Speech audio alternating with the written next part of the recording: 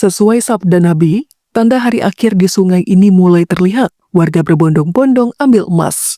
Dalam salah satu hadis, Nabi pernah bersabda bahwa hari akhir tak akan terjadi sampai sungai Efrat mengering hingga terlihat gunung emas. Baru-baru, warga kota Raqqa, Suriah, memiliki profesi baru sebagai pemburu emas di sungai Efrat yang mengering. Pemburuan emas ini awalnya dipicu oleh gundukan tanah yang baru mengering di dasar sungai yang berkilau. Para pemburu menggunakan alat-alat tradisional untuk bisa meraup emas sebanyak-banyaknya. Mereka tak mengenal waktu, hampir 24 jam sungai Efrat dipenuhi para pemburu emas mentah. Seorang insinyur lokal mengatakan harus ada analisis geologi mendalam untuk membuktikan endapan yang berkilau tersebut benar-benar emas. Bisa jadi material berkilau itu merupakan emas palsu, atau biasa disebut batu pirit, yang memang nyaris sama secara visual dengan emas asli. Jika itu hanya batu pirit, berarti di bawahnya kemungkinan ada emas asli, karena bebatuan itu kerap terlihat dekat dengan emas. Belum ada regulasi dari pemerintah, situasi di sana semakin penuh oleh pemburu emas yang setiap harinya bertambah banyak. Meski resikonya besar, tapi sejumlah warga seakan tak punya pilihan lain karena kondisi ekonomi yang mendesak.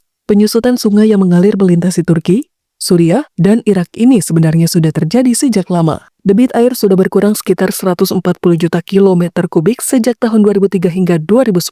Jika terus terjadi penyusutan itu, ada prediksi sungai Efrat akan benar-benar kering pada tahun 2040.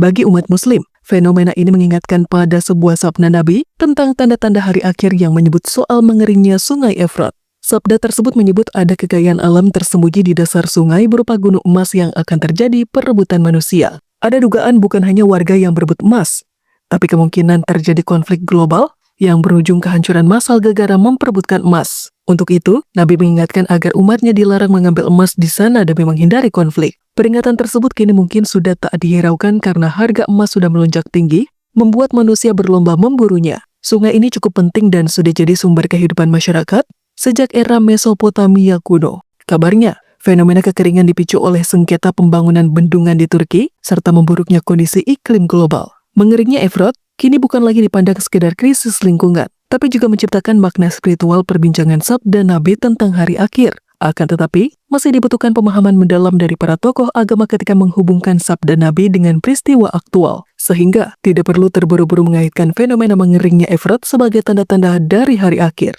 Namun, sebagian masyarakat meyakini bahwa era sekarang mungkin sudah masuk sebagai akhir zaman karena satu persatu sabda Nabi tentang hari akhir mulai bermunculan.